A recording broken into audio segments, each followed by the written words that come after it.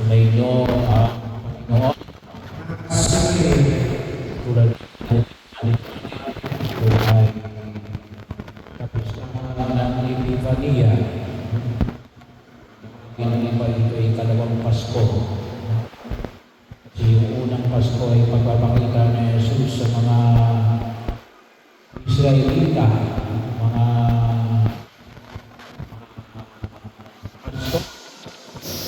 Ayun naman ay ginagawa.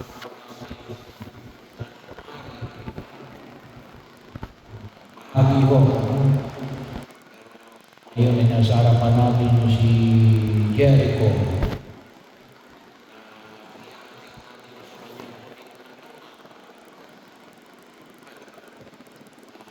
Yung pwede natin maging bahagi ng ating pagninilay, sa gitna ng pagdiriwang natin sa araw na ito. Panahon ng kasiyahan para sa ating mga mananampalatayang Kristiyano Katoliko. Kaya po natin na sa pagninilay na ito ay gabayan tayo na tatlong pantas o tawagin natin ay tatlong hari.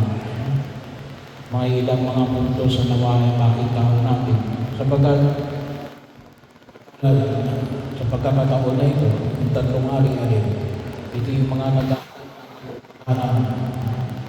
truth seeker. Ano ba yung katotohanan? Bahagi ho. Ano ba yung kaliwanagan? Ano ba yung makita natin sa pagkamatay ni Jericho at the age of 21? Bahagi ho. Hindi ko alam ang detalye, pero nakalagay na mo dito ay brain injury, vehicle accident. So mga bahagi ho na kung saan ay napakahalaga ho yung katotohanan. Bawat relasyon ay nakabase sa katotohanan. Bagaman may mga tao nagsasabi ng Father, kahit naman walang katotohanan ay pwedeng tumagal yung relasyon. Maaaring tumagal pero hindi napakatagal. At kapag kung sakali mang magkakahiwalay ay magiging magulo.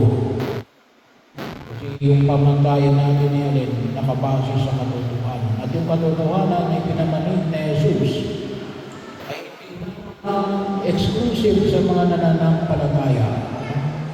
Kahit na itong tatlong hari na ito yung mga pagano, ay hinihandog ni Jesus ang kanyang sarili para makita ang katotohanan na liwanag na dala-dala ng kanyang pagliligtas sa sangkatauhan.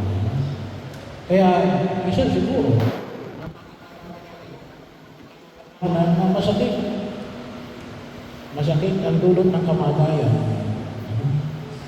Ang kinakailangan natin damahin, yung sakit na kaakibat ng pagkamatay ni Jericho. May mga bagay na hindi natin kayang kontrolin sa daigdig na ito. At isa na rin yung pagkamatay, kamatayan. Kaya, sana rin, mapahalaga napakahalaga yung buhay. Pangalawa, kapag nakita natin yung katotohanan, reaksyon sa Ebanghelyo natin.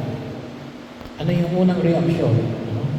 Yung unang reaksyon ay alin? Yung reaksyon ni Herodes. Ano ginawa ni Herodes? Nagulo si Herodes. Sapagkat meron siyang kanibal. Darating yung Mesiyas. Pinanganak sa Bethlehem. Pero alam mo yung reaksyon ng tatlong pantas? Kagalakan. Well, ang kamatayan talaga nagdudulot ng kaguluhan. Pero huwag din natin kalimutan natin, sabi ko nga, dumarating yung kamatayan. Pero sana huwag natin din kalimutan natin, hindi ang dala ng Diyos. Kaya pagkakataon na makita ko natin bilang mga binyagan, tayo ay iniligtas ng Diyos, kinakailangan lang natin pangalagaan ating pananampalataya. Kaya yung patuloy na paanyaya na sana po magsisimba tayo pag-araw ng linggo, iwasan ng kasalanan, sa kalooban ng Diyos, kasawad yun na kung saan ay makita ko natin ay gumawa ng kabutihan. Bakit ka gagawa ng kabutihan? Mapunta sa langit. Kaya kung gumagawa ng kabutihan, bakit? Ikaw ay tagalangit. Kailan ka naging tagalangit? Nung ikaw ay pininyagan. Bahagi mo yun na pag natin ang lahat ng mga binyagan ay tinalaga para sa langit. Kaya kung hindi naman tayo nagkakasala, sigurado, patutungo tayo sa langit.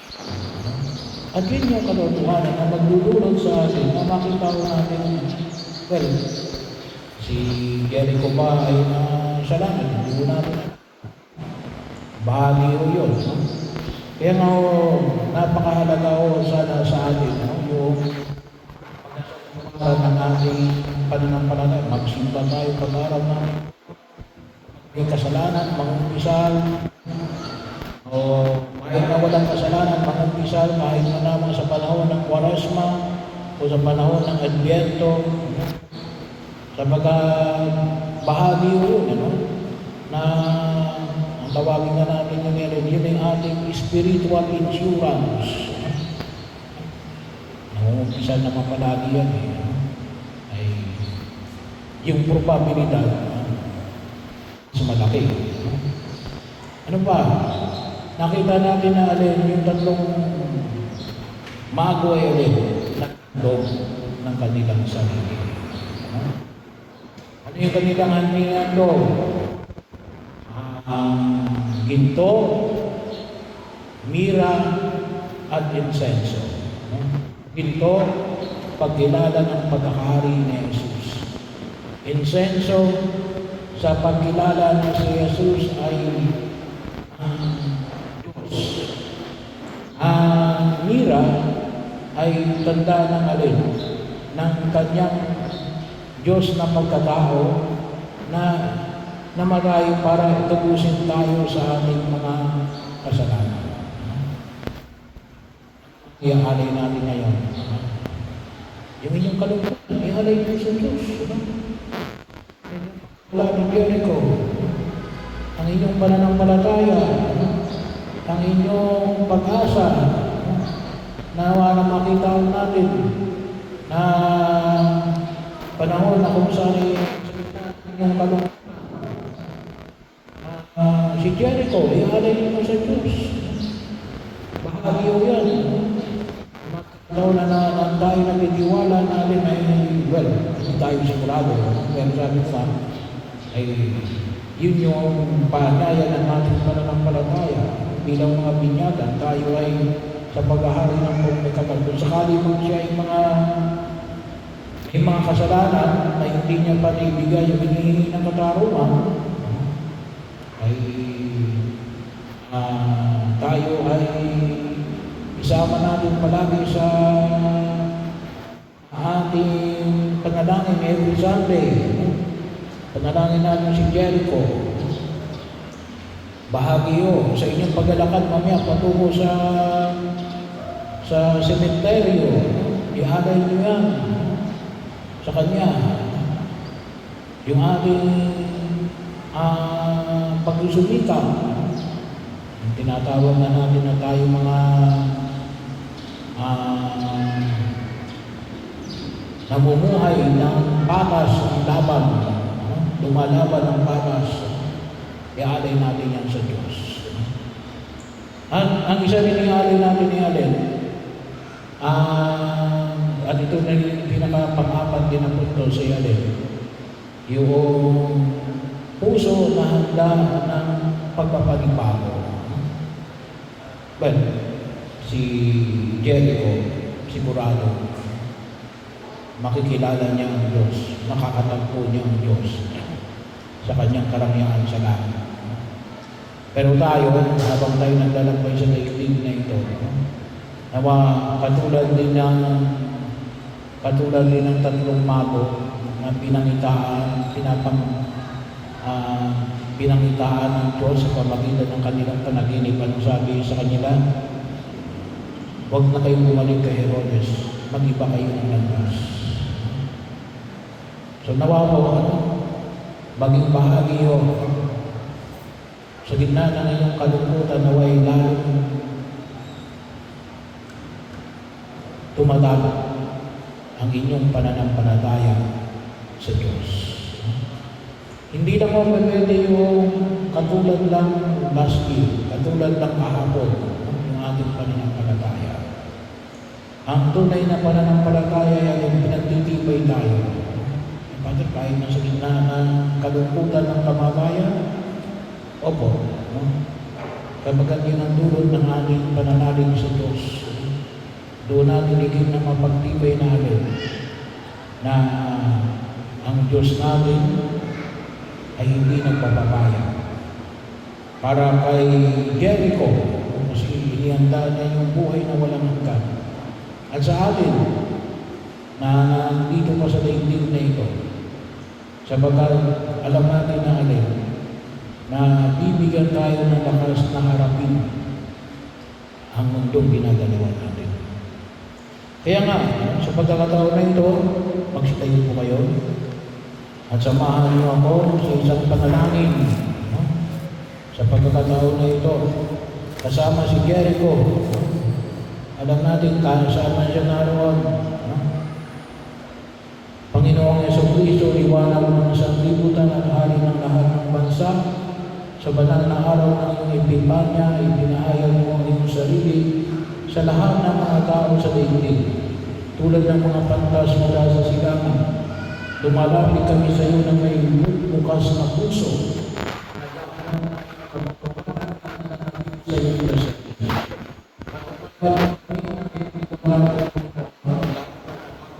hanggang sa hindi malinaw. Pag madilim ang daan, ikaw na ang bituin kapag kami naliligaw. Ibalik mo kami sa iyo. Inihalin namin sa iyo hindi ginto, kamanyaman mira, kundi ang mga aming buhay, ang aming pananampalataya, ang mga pagsubok, mga pag-asa at pag-ibig. Linisin mo ang aming mga puso mula sa kapalaluan ng takot. Turuan mo kami sumamba sa iyo na may kababaang loob. At maglingkod ng may bukas palad ng puso.